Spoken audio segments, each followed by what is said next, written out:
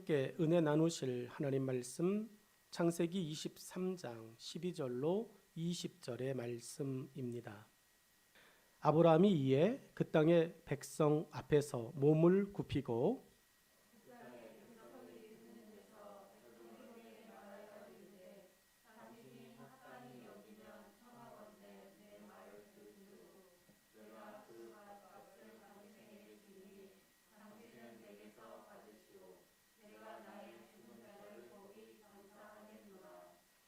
에브론이 아브라함에게 대답하여 이르되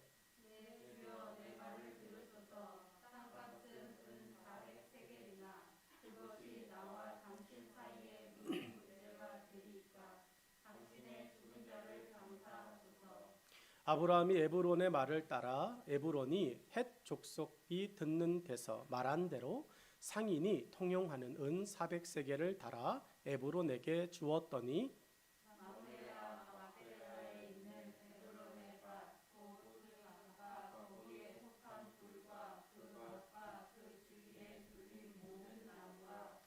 성문에 들어온 모든 헷 족속이 보는 데서 아브라함의 소유로 확정된지라.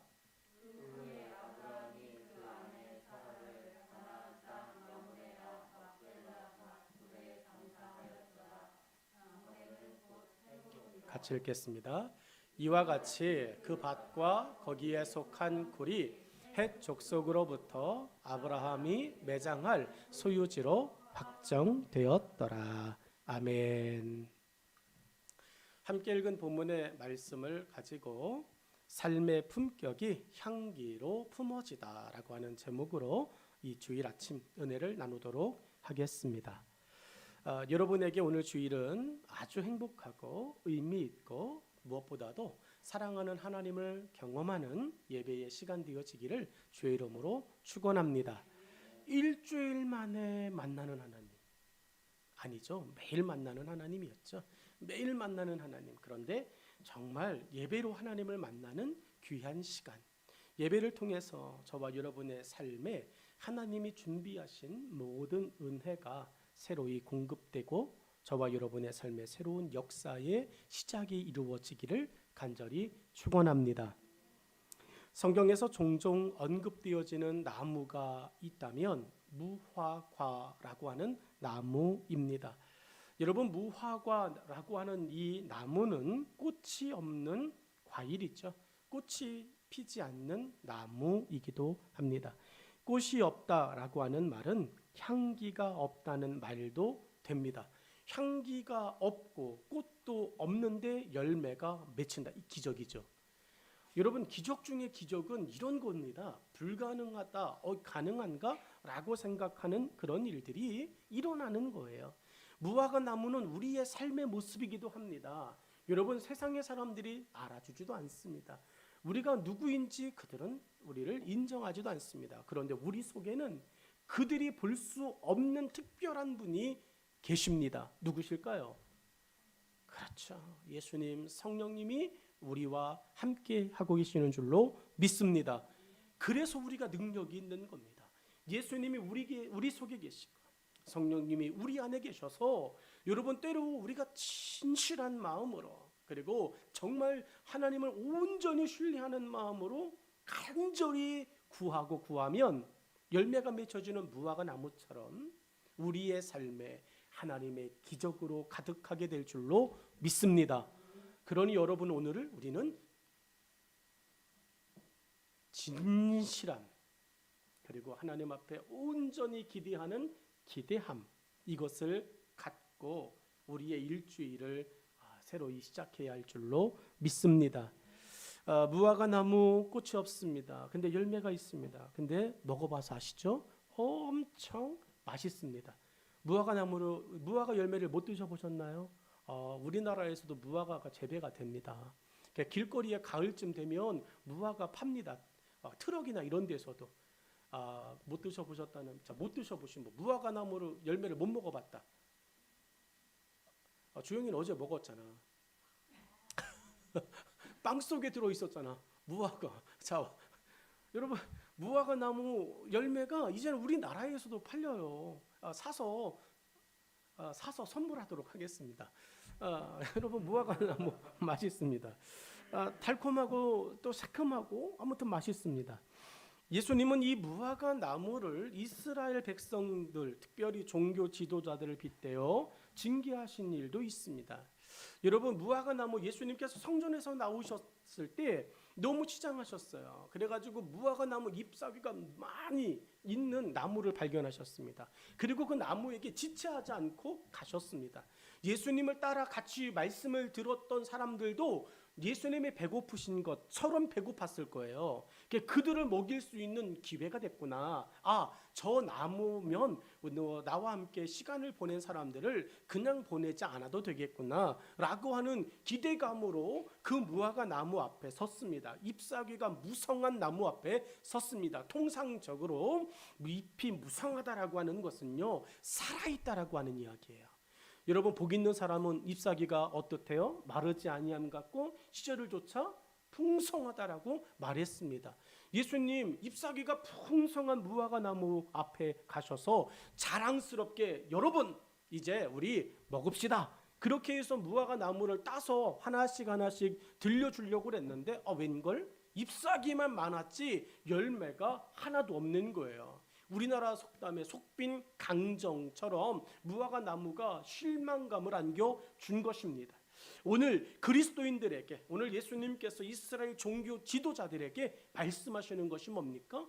야 멋있다, 야 너희들 화려하다, 그런데 핵심이 없어. 복음이라고 하는 핵심이 없어. 핵심이 없는 화려함은 사람을 속일 수는 있어도 그를 건져낼 수는 없습니다. 오늘 저와 여러분의 하나님은 중심을 보시는 하나님이신 줄로 믿습니다.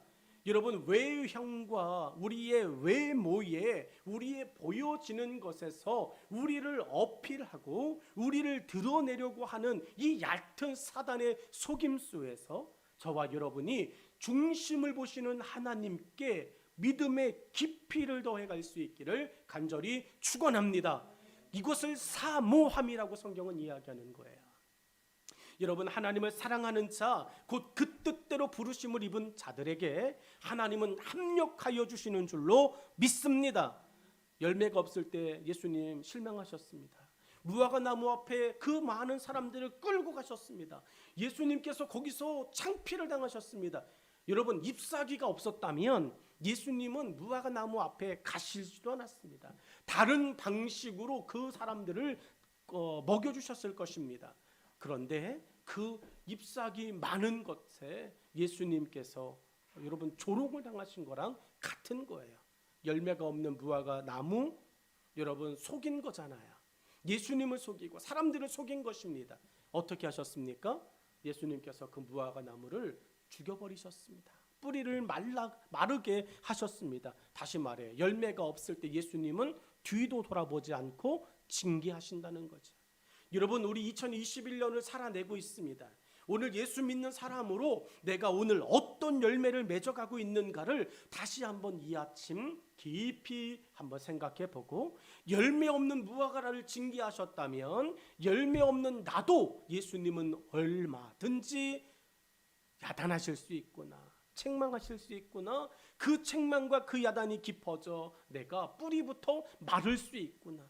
여러분 뿌리부터 말라간 나무는 하나님 나라에 들어갈 수가 없습니다. 열매가 없을 때 예수님은 우리를 얼마든지 징계하신다. 이것을 기억하셔야 됩니다. 여러분 우리는 아브라함의 이야기를 계속 창세기를 배워가면서 살펴보았습니다. 여러분 이런 사람이 믿음의 조상입니다. 아내를 누이 동생이라고 속이고 다른 사람에게 피해를 주고 하나님마저 그 피해자에게 꿈에 나타나서 또 말씀하셔야 되는, 하나님까지 동원시키는, 자기의 목적을 위해 하나님을 동원시키는 이런 사람이 믿음의 조상이라고 이러면서 우리 실망도 하면서 왔어요. 그런데 여러분 어찌됐든 본문의 아브라함은 그런 우여곡절과 인생의 스토리는 있을지라도 하나님 앞에 하나님이 사용하시는 하나님의 사람이라고 하는 것을 우리에게 보여줘요. 오늘 본문 속에 아브라함은 잎만 무성한 무화과가 아니라 열매가 있는 무화과 나무였음을 보여줍니다. 은은한 향기가 품어나는 거예요. 아브라함이 속이고 다른 사람을 또 거짓말하고 막 이렇게 막 혈기도 부리고 하나님 앞에 뭐 줬다 뺐고 뭐 이러십니까? 이렇게 막 화도 내고 그러지만 여러분 그 중심에 있는 하나님 때문에 아브라함은 은은한 향기가 나는 그리스도인의 삶을 살아갑니다. 여러분의 삶 속에 예수 그리스도 때문에 은은한 향기가 뿜어져 갈 수 있기를 주의 이름으로 축원합니다. 여러분 꽃 때문에 벌들이 찾아오는 것이죠. 꽃 때문에 나비가 찾아오는 것입니다. 은은한 향기 때문에 우리 주변에 여러분 성령님도 그리고 우리의 도움을 요하는 사람들도 찾아오듯이 우리의 그 은은한 그리스도인의 향기 때문에 여러분 사단도 끊임없이 우리 가운데 여러분 이렇게 와서 우리를 유혹하고 우리에게 집중하지 못하게 하고 그러한 삶을 살아가게 만듭니다. 오늘 본문 속에는 믿음의 사람이었던 믿음의 동지였던 한 사람의 인생이 마감되었음을 보여줍니다. 사라의 죽음에 대하여 아브라함의 이웃들은 모두 자신들의 일처럼 슬퍼하며 아브라함을 어떻게 도울까를 고심하고 있었습니다. 오늘 본문을 읽으면 우리가 느껴야 될 것이 뭐냐면 사라의 죽음에 아브라함이 슬퍼했다 이게 아니라 사라의 죽음에 아브라함 곁에 있던 이웃들이 동네 사람들이 어떻게 반응했느냐를 보자는 거예요.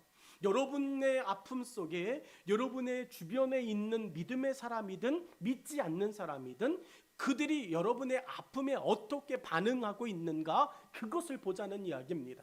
우리 교회를 바라보며 동네 주변에 있는 사람들이 어떻게 반응하고 있는가 그것을 보자는 거예요.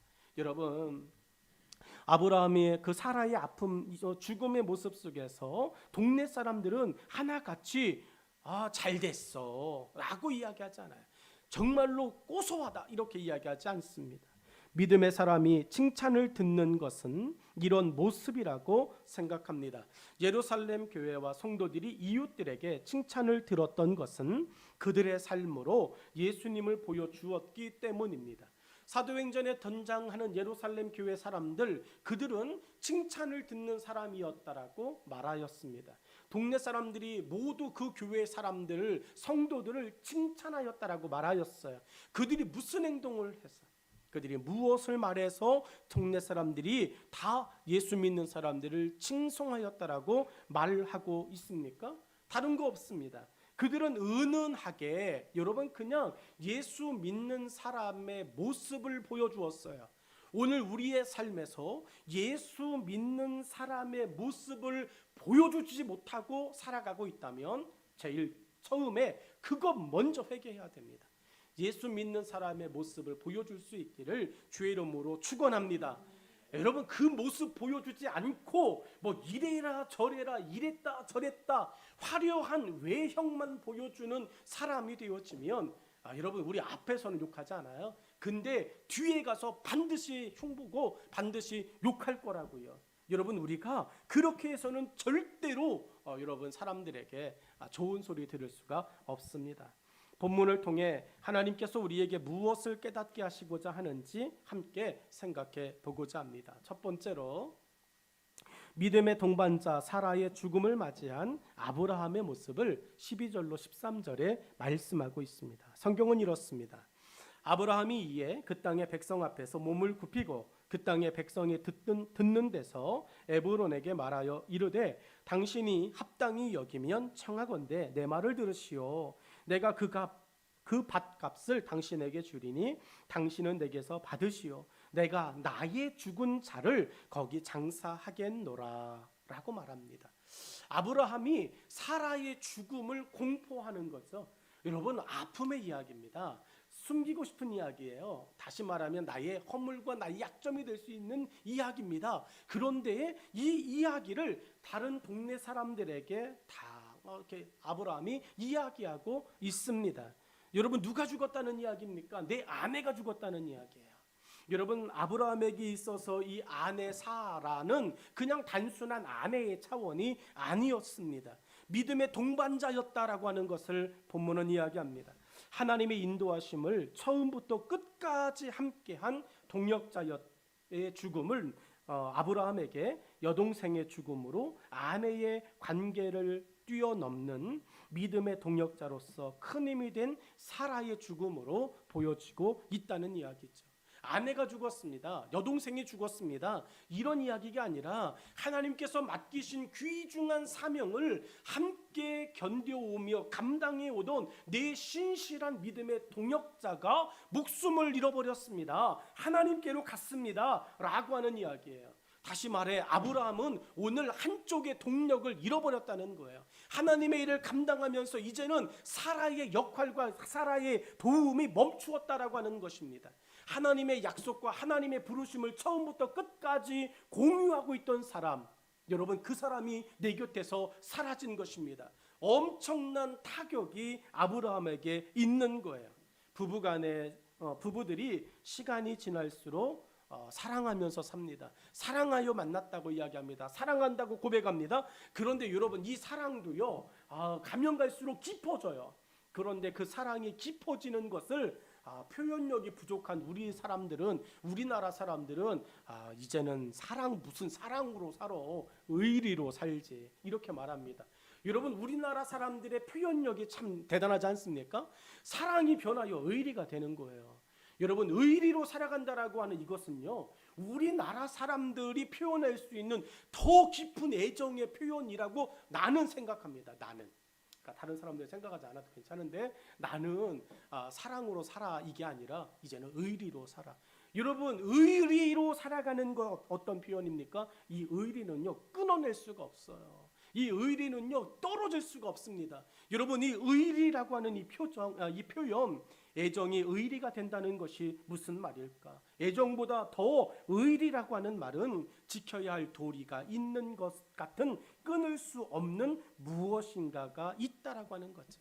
여러분 아브라함과 사라의 관계 가운데 사랑을 뛰어넘는 하나님으로부터 부여되어진 사명 앞에 우리는 하나로 묶인 의리가 있는 사람이야 라고 하는, 배신이라고 하는 단어가 틈탈 수 없는, 근데 사랑은 배신해요. 네, 진정한 의리는 배신하지 않습니다. 여러분 아브라함과 사라는 이 진정한 하나님의 부르심 앞에, 사명 앞에 의리를 서로 공감하며 살아가는 훌륭한 동역자 삶을 살았습니다. 그런데 그 사라가 사라진 거예요. 의리가 깨지고 의리가 무너진 것입니다. 아브라함은 사라의 죽음 앞에서 절망보다는 하나님의 뜻을 다 이루고 하나님을 맞이한 믿음의 동역자를 축하하며 장래에 최선을 다해 동역자를 배웅하는 것처럼 보입니다. 오늘 본문의 말씀을 묵상하면서 많은 그리스도인들이 이렇게 말해요. 다른 사람들이 들으면 정신 나갔어? 저거는 사람도 이렇게 말할 수 있는 이야기들을 합니다. 하나님 앞에 갔어요. 비록 내 눈에 내 부모님이 보이진 않아요. 다시 만질 수는 없습니다. 다시 목소리 들을 수는 없습니다. 그런데요, 나는 다시 만날 부모님이, 다시 엄마를 만날 거예요. 다시 아버지를 만날 거예요. 다시 오빠를 만나고 동생을 만날 겁니다. 어떻게? 하나님 앞에 가 있으니까. 여러분 우리는 이렇게 죽음 앞에서도 다른 세상의 사람들, 영생이 없고 믿음이 없는 세상의 사람들이 아파하고 슬퍼하고 또 괴로워하는 그런 괴로움이 물론 있지만 다른 한편의 중심에서는 여러분 잠깐이야. 40년 견디고 30년 견디면 나도 하나님 앞에서 영광스럽게 만날 거야 라고 하는 이 모습으로 하나님 앞에 고백합니다. 오늘 아브라함이 죽은 아내, 믿음의 동역자인 사라의 그 시체를 놓고 그 동네 사람들에게, 여러분 내 아내가 죽었소이다. 그런데 이 아내는 내게 하나님의 위대한 일을 함께한 아름다운 믿음의 동역자였습니다. 그리고 이 동역자가 드디어 하나님이 맡기신 귀중한 일을 다 완수하고 하나님 앞에 갔습니다. 할렐루야. 여러분 이 모습을 한번 그려보십시오. 하나님께서 맡기신 소임을 완수하지 못하고 사명도 다 끝내지 못하고 잎사귀만 무성한 무화과 나무처럼 살다가 죽었습니다. 이것보다 아브라함이 사라의 그 시체를 놓고, 시신을 놓고 믿음의 동역자의 그 장례를 준비하며 하나님께서 맡기신 위대한 일을 다 완성하고 하나님의 품에 안겨있는 하나님의 칭찬을 듣고 있는 내 아내요 라고 이야기하는, 여러분이 그런 하나님의 칭찬을 듣는 주인공 되기를 주의 이름으로 축원합니다. 사라는 하나님 앞에서 받은 사명을 다 이룬 예수님처럼 칭찬을 듣고 있을 것임을 아브라함은 알았습니다. 바울도 받은 사명을 다 이룬 자를 하나님이 칭찬하실 것이라고 자신했습니다. 디모데후서 4장 7절로 8절 말씀은 바울이 자기뿐만 아니라 하나님의 맡기신 사명을 다 이룬 자에게 이런 축복이 있을 거다라고 말하는 것입니다. 이 축복이 여러분의 소망과 여러분의 축복이 되기를 간절히 축원합니다. 여러분, 우리는 하나님 앞에 믿음의 동역자로 서 있습니다. 하나님이 우리를 동역자로 부르셨습니다. 그리고 그 부르심 속에서 그 일들을 하나씩 여러분 감당하며 살아가게 하고 있습니다. 그 일을 하다 보니까 때로는 속상하기도 하고, 때로는 그 일을 하다가 버겁기도 하고, 때로는 그 일을 하다가 지치기도 하고, 때로는 그 일을 하다가 모욕을 당하기도 하고, 때로는 그 사명을 감당하다가 여러분 정말로 우리 마음이 좌절하기도 하고, 그렇지만 그 일들을 감당할 때 하나님께서 우리를 믿음의 동역자라고 붙들어 주시고 축복해 주실 겁니다. 나는 선한 싸움을 싸우고 나의 달려갈 길을 마치고 믿음을 지켰으니, 사라가 죽음 앞에서 끝까지 한 일이 뭐죠? 믿음을 지킨 거예요. 할렐루야. 여러분, 믿음을 지킨 것입니다. 그래서 아브라함이 사라의 죽음 앞에서 내 믿음의 동역자가 하나님의 거룩한 사명을 완수하였노라고 이야기하는 거예요. 그렇게 믿음을 지키고 하나님 앞에 섰어요. 그랬더니 8절, 이제 후로는 나를 위하여 의의 면류관이 예비되었으므로, 바울에게 뿐만 아니라 믿음을 지키고 하나님의 사명을 완수한 사라에게도 믿음의 이 면류관이, 의의 면류관이 준비되었으므로 곧 의로우신 재판장이 그날에 내게 주실 것이며, 내게만 아니라 주의 나타나심을 사모하는 모든 자에게, 여러분에게 허락해 주실 줄로 믿습니다. 여러분, 하나님을 위하여 믿음의 삶을 사십시오. 그러면 면류관 하나는 따놨습니다. 하나님을 향하여 믿음으로 오늘 내가 멸시를 당했다, 하나님이 내게 맡기신 그 사명을 위해서 지키고 살다 보니까 억울한 일도 당했다, 약속을 배신당하는 일도 당했다, 믿음을 지키며 믿음의 동역자의 삶을 살다 보니까 내가 정말로 있는 것들도 어쩔 수 없이 하나님을 위하여 아낌없이 써야 되는, 내 수중에 남는 거 없게 되어지는 삶도 살았다. 세상에서는 남는 거 없는 삶을 살았을지 몰라도 하나님 앞에서는 그것들이 차곡차곡 다 정립되어져 있는 줄로 믿습니다. 여러분, 우리는 세상의 재물을 쌓아가는 재미, 그것도 크죠. 여러분의 통장의 잔고가 여러분 날마다 차곡차곡 쌓아져 가기를 축복합니다. 근데 그 잔고 쌓아지는 통장 확인하고 계좌 확인하는 재미 못지않게 하나님 나라의 창고에 재물을 쌓아가는 그 재미도 저와 여러분이 느낄 수 있고 누리실 수 있기를 주의 이름으로 축원합니다. 여러분, 하나님께서 그렇게 인생을 살다가 하나님의 거룩한 부르심을 받은 사라를 위해 아브라함이 믿음의 동역자, 내 동역자의 죽음을 보시오라고 이야기하는 겁니다. 오늘 우리들의 신앙과 삶에서 믿음의 동역자라고 누군가가 고백하고 있습니까? 당신은 내 기도의 동역자요, 당신은 내 성경 공부의 동역자요, 당신은 내 청소의 동역자요, 당신은 내 전도의 동역자요, 당신은 내 예배의 동역자요라고 누군가가 여러분을 동역자로 고백하며 같이 갑시다 라고 부르고 있습니까?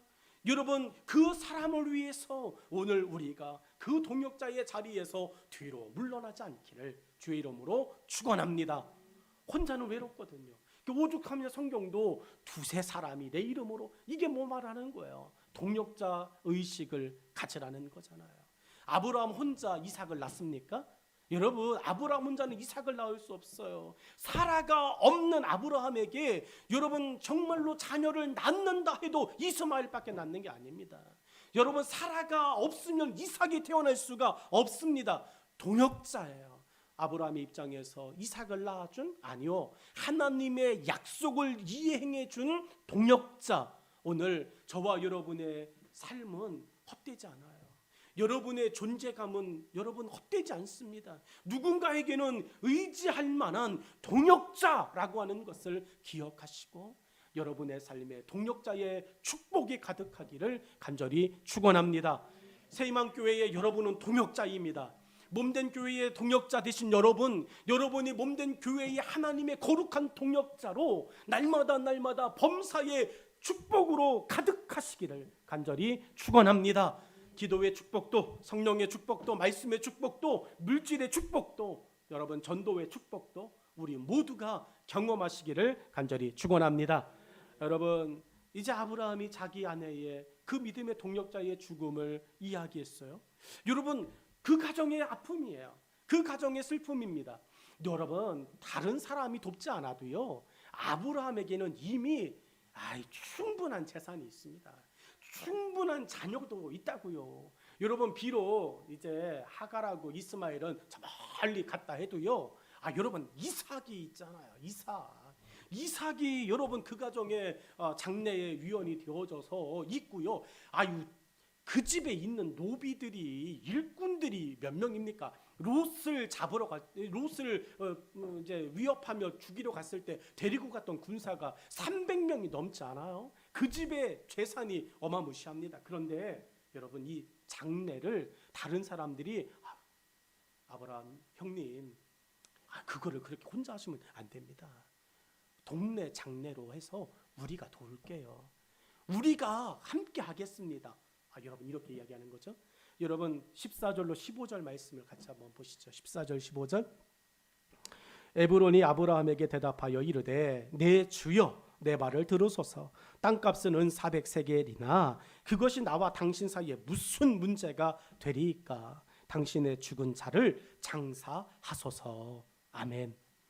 여러분, 그 부자였던 아브라함이 아내 사라를 장사 지낼 땅이 없어요. 이게 말이 됩니까?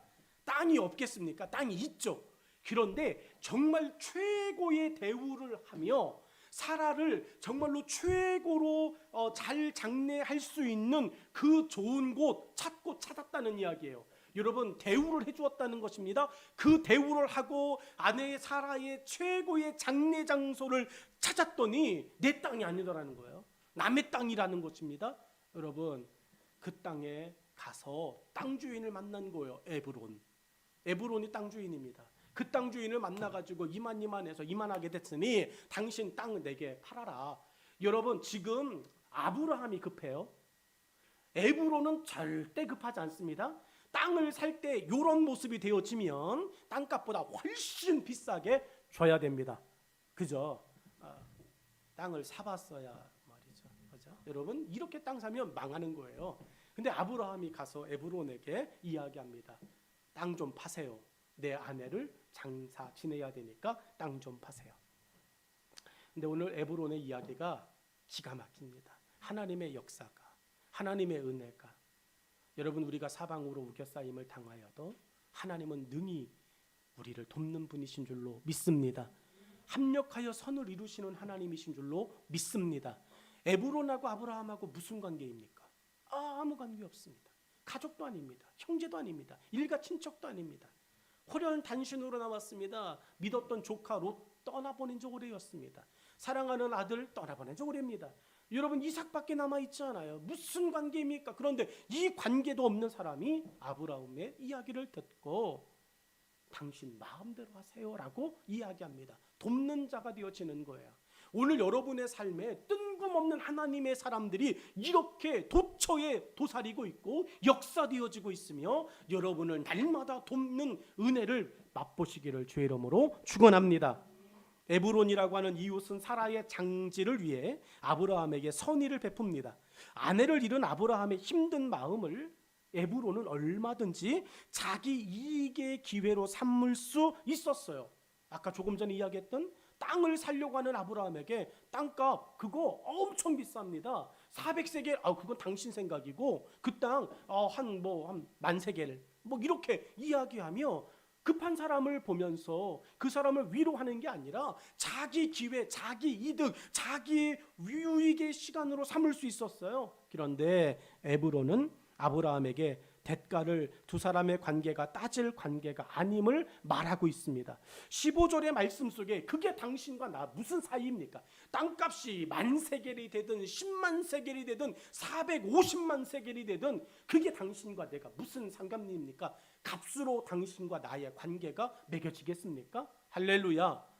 여러분, 오늘 우리와 하나님이 맺은 관계가 여러분 우리의 수고와 우리의 노력과 우리의 헌신으로 맺어질 관계겠습니까? 그렇다면 탕자는요 못 와요. 탕자는 아버지 집에 얼씬도 못합니다. 관계, 돈으로 맺어진 관계로 아버지와 탕자가 만나면 여러분 탕자는 아버지 앞에 죄인이라는 말조차 꺼낼 수 없습니다. 그런 관계가 아니라는 거죠. 오늘 우리가 일주일 동안 지난 시간들 속에 믿음의 삶이 조금 부족하고 조금 연약하여도 그런 관계로 맺을 수 있는 게 아니에요. 오늘 우리가 하나님 앞에 나올 때 하나님이 야 너와 내가 그런 관계밖에 되지 않냐? 그런 관계로 나와 너의 관계가 형성되냐라고 말하지 않는 것입니다.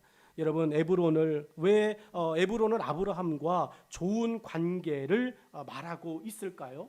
왜 에브론을 비롯한 주변의 사람들은 아브라함과 서로의 것을 통용하는 사이가 되었을까요? 아브라함의 주변 사람들은 아브라함과 사라의 삶에 일하시고 계신 하나님을 오고 가며 경험한 당사자들이었다는 것입니다. 오늘 여러분 아브라함과 사라의 모습을 보며 이 아브라함과 사라가 들어가 있는 동네 사람들은 저 집은 달라라고 이야기했다는 거죠. 저 집은 하나님이 일하셔라고 하는 것을 그들이 본 거예요. 아브라함 말한 적 없어요. 사라 말한 적 없어요. 그런데 그들이 오고 가며 본 것입니다. 오늘 우리가 그 모습을 보여줄 수 있는 그리스도인들 되기를 주의 이름으로 축원합니다. 방법은 간단합니다. 마가다락방입니다. 성령의 충만함과 성령의 기름 부으심을 경험하면 우리 곁에서 자발적으로 품어나는 성령의 그 위엄을, 성령의 권위를 그들이 경험하게 될 줄로 믿습니다. 여러분, 본문의 말씀 속에서 하나님이 아브라함에게 주신 축복의 약속도 여전히 유효한 약속임을 그들은 믿고 있었습니다. 그래서 그들은 아브라함을 축복하고 선하게 대하는 것이 결국은 자기들을 더욱 복되게 하는 이름을 암암리에 받아들이고 살아왔던 것이에요. 그러니까 기회만 되라. 하나님이 아브라함에게 뭘 약속하셨지? 여러분 우리 배웠어요. 자녀를 주겠다라고 하는 약속만 있는 게 아니라 또 다른 약속도 있었어요. 뭐죠? 너를 축복하는 자에게 축복하고 너를 저주하는 자에게 저주하리라. 이 약속도 주셨어요. 아브라함이 살면서 여러분 하나님과의 관계 안에 자기와의 관계 안에서 받은 축복은 자녀라면 다른 사람과 가지고 있는 아브라함의 최대 강점의 강력한 무기는 너 나를 축복해야 돼 라고 하는 거죠. 너 나 저주하면 하나님이 더 저주하실 거야. 여러분 이 무기를 아브라함이 갖고 있었어요. 근데 주변의 사람들이 그거를 빈말로 여겼습니다. 에이 설마 그게 되겠어? 거짓말하지 마. 이렇게 됐는데 아브라함에게 악을 행하고 아브라함에게 또 거짓을 이야기하고 아브라함에게 손해를 끼치는 사람을 봤더니 하나님이 정말 그렇게 하시는 거예요. 여러분 에브론뿐만 아니라 아브라함이 살고 있는 그 동네 사람들이 말은 안 해서 아브라함이 아쉬운 소리 하진 않잖아요. 아브라함도 있을 거 다 있으니까 도와주세요. 나 이것 좀 더 해주세요. 이런 궁핍한 이야기 안 한다고요. 그러니까 아브라함에게 축복을 받을 수 있는 기회를 이 사람들이 늘 기다리고 있었다는 거죠. 아브라함이 내게 부탁만 하면 난 뭐든 다 들어줄 것이다. 하나님의 축복은 30배, 60배, 100배니까 내가 아브라함이 내게 이 막벨라 굴을 달라고 이야기하면 굴 하나 주고 굴을 30개 얻을 수 있어. 많게는 100개까지 얻을 수 있어. 여러분 이런 축복에 대한 아브라함의 삶에 역사하고 계시는 하나님의 일하심에 대하여 그들이 자연스럽게 받아들이고 있었다라고 하는 것이에요. 오늘 여러분의 곁에 있는 사람이 그들입니다. 오늘 우리 곁에 하나님이 만나게 하시는 사람들은요, 하나님께서 우리 가운데 역사하고 계심을 보며 그들의 삶에 하나님의 역사를 그리고 가지고 경험하고 싶은 기대하는 사람들로 우리 곁에 하나님이 만남의 은혜를 주신 줄로 믿습니다. 이것이 생각이 믿음이 된 살아있는 믿음의 삶입니다. 아브라함과 사라는 이웃들에게 믿음의 당사자가 되게 하는 빛과 소금된 삶을 삶으로 보여주었습니다. 이웃들도 그렇게 알게 된 빛과 소금의 삶을 사라의 장례식에서 자기 이익의 수단이 아닌 섬김과 위로의 기회로 자연스럽게 만들어 간 것이에요. 사라의 장례식 앞에 이웃들의 반응은 기회만 되어지면 내가 아브라함의 하나님의 축복을 내 축복으로 만들고 싶다라고 하는 열망이 있었다라고 하는 것이에요. 여러분, 믿는 자의 장례식이 하나님을 경험하는 열망의 장소로 하나님은 사용하신다라고 하는 것을 믿으시기를 바랍니다. 믿음의 장례식이 아니라 믿는 자의 아픔과 믿는 자의 고난과 믿는 자의 어려움 속에서 하나님은 우리의 고난을 뛰어넘어 그들을 축복하는 통로로 사용하고 계신 하나님이심을 믿으시기를 바랍니다. 우리의 이웃에게 하나님의 말씀과 그 말씀에 대한 우리 삶의 모습을 자연스럽게 보여주는 살아있는 믿음만이 이웃들로부터 우리가 어찌할까라고 하는 믿음의 고백들을 이끌어낼 것입니다. 아브라함은 에브론에게 이 고백을 이끌어낸 거예요. 오늘 15절 맨 마지막에 에브론이 아브라함에게 이렇게 말합니다. 나와 당신 사이에 무슨 문제가 되리이까? 돈 필요 없다는 이야기잖아요. 여러분, 이것이 하나님의 은혜를 갈망하는 베드로의 설교를 들었던 예루살렘 광장의 사람들, 우리가 어찌할 거라고 하는 이 이야기를 만들어낸 거예요. 여러분, 우리가 이 이야기를 얻어내기까지 해야 할 일은 믿음으로 주어진 사명을 경주하며 살아가는 것입니다. 여러분, 에브론이 아브라함에게 믿음을 보여주었습니다. 그거를 아브라함이 그래? 아이 고맙네. 그렇게 그냥 받아채면 여러분, 그 사람은요 아브라함에게 저 뭐야 이렇게 나온다고요. 근데요, 아브라함 그렇지 않아요. 믿음의 사람은요 에브론의 그 믿음을, 그 마음을 그대로 받아 여러분 자기 믿음으로 되갚아줘요. 16절로 18절 말씀을 같이 보자. 자, 16절로 18절은 우리 같이 읽겠습니다. 시작. 아브라함이 에브론의 말을 따라 에브론이 헷 족속이 듣는 데서 말한 대로 상인이 통용하는 은 400세겔을 달아 에브론에게 주었더니 마므레 앞 막벨라에 있는 에브론의 밭 곧 그 밭과 거기에 속한 굴과 그 밭과 그 주위에 둘린 모든 나무가 성문에 들어온 모든 헷 족속이 보는 데서 아브라함의 소유로 확정된지라. 아멘. 여러분, 에브론이 호의를 베풀어 줬습니다. 그거를 그냥 아브라함이 알았어요 하고 받아들이는 것이 아니라 그것에 대한 호의를 받았어요. 그리고 자기가 해야 할 일을 하고 있습니다. 세 번째 말씀의 결론과 같은 이야기가 뭐냐면 믿음은 믿음으로 대가를 남긴다라고 하는 거예요. 사랑하는 여러분, 우리 믿음으로 믿음의 대가를 남기시는 여러분 되기를 주의 이름으로 축원합니다. 여러분, 아브라함은 에브론의 호의를 들었습니다. 믿음의 동역자를 잃은 아브라함에게 에브론의 이 말 한마디는 힘과 격려가 되는 말이었어요. 그리고 슬픔을 함께 나누고 싶다는 진실한 사랑의 고백이기도 하였습니다. 말 한마디였지만 그 한마디에 아브라함은 지금 무엇을 해야 할지를 깨달았어요. 여러분, 이게 영적 분별력인 것 같아요. 그냥 호의로 다가오는 그 이야기를 받아 듣고 뭘 해야 될까 분별력을 잃어버리는 경험 없는 사람이 아니라 에브론의 이야기를 듣자마자 감사하다. 그리고 내가 지금 하나님의 사람으로 뭘 해야 되지를 아브라함은 깨달았습니다. 결정했어요. 여러분에게 이번 일주일 이 탁월한 영적인 분별과 깨달음이 있기를 주의 이름으로 축원합니다. 에브론의 위로가 되지만 사람은 변해요.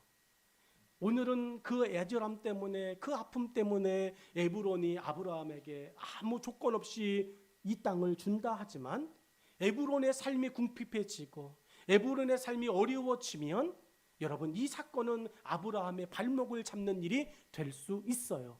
호의가 어느 날 바뀌면, 원수가 되어지면 그것이 우리의 삶을 어렵게 하는 일이 되어질 수 있습니다. 아브라함 그걸 깨달았어요. 사람에게 위로를 받는 거 좋아. 사람에게 호의를 받는 거 좋아. 그런데 사람은 언제든 변할 수 있어. 여러분 살면서 아브라함은 너무 많이 그런 경험을 하였습니다. 사람들의 마음이 얼마든지 시시각각 자기들의 형편에 따라 달라진다는 것을 알면서 에브론의 말을 그대로 받아들이기엔 위험이 있음을 안 것입니다. 에브론의 이야기, 에브론의 호의를 무시했다가 아니에요. 그 에브론의 그 너무나도 고마운 마음을 아브라함은 받았어요. 그런데 사람이기에 그것을 그렇게 대우할 게 아니라 깨끗하게, 아쉬움이 남지 않게, 미련이 남지 않게 하나님이 원하시는 분별함을 가지고 정확하게 구별을 짓자, 정확하게 마무리를 짓자 아브라함이 생각합니다.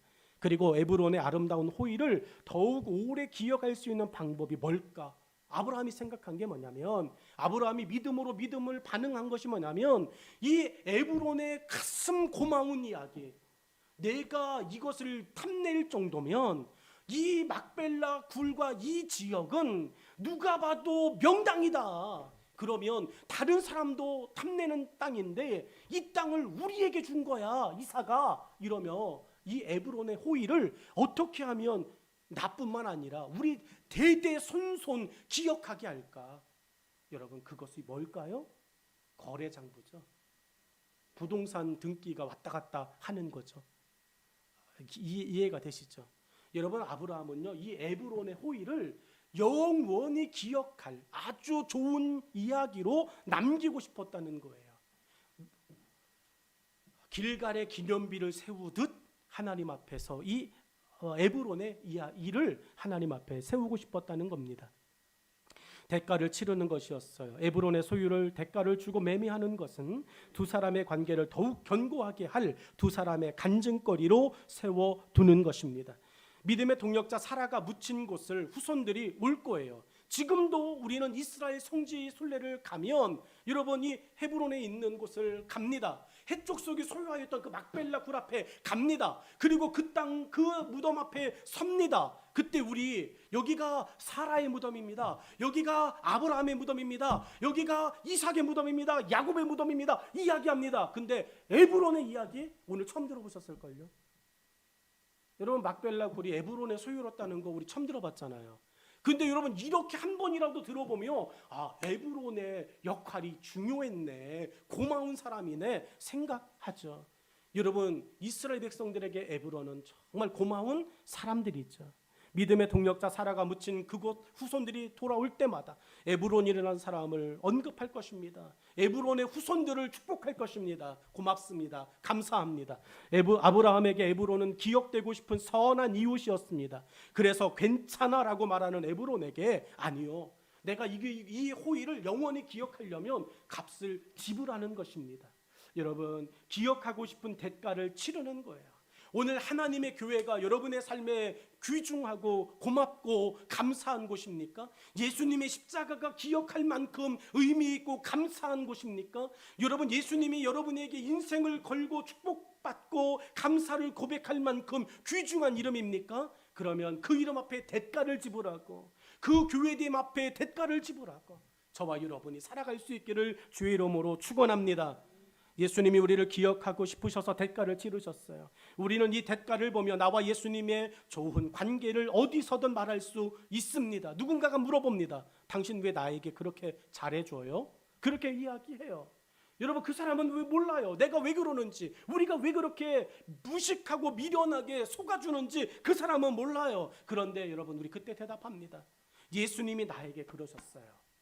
예수님이 나에게 그렇게 하셨어요. 그래서 나도 예수님이 주신 십자가를 지고 대가를 함께 당신에게 치르는 겁니다 라고 말하는 거예요. 아브라함이 에브론의 이야기를 듣고 그 대가를 지불한 것처럼 우리는 예수님을 기억하기 위해 우리의 삶에 주어진 귀중한 사명을 지고 걸어가는 것입니다. 아브라함의 삶에 믿음의 품격이 물씬 품어납니다. 사라의 장례식에서 혼자만의 장례식이 아닌 이웃 사람들과 함께하는 장례식으로 하나님은 향기를 뿜어내셨습니다. 외롭지 않아요. 여러분, 장례식장이 서늘하고 조용하면 더 슬퍼집니다. 그런데 사라의 장례식은요, 돕겠다는 사람들로 인산인해를 이루었어요. 여러분의 삶에 돕겠다는 사람으로 허다한 사람들이 있기를 축복합니다. 우리 교회의 일 가운데 하나님께서 알지 못하는 사람들의 손길을 통해 여러분 축복하는 우리 교회가 되어지기를 기대합니다. 우리의 삶에 하나님의 향기는 뿜어지고 있습니다. 하나님은 우리를 그리스도의 향기로 복음의 편지가 되게 하셨습니다. 옛날에 많이 쓰셨죠? 향기 나는 편지지. 안 써보셨나요? 편지지에 향기가 나요.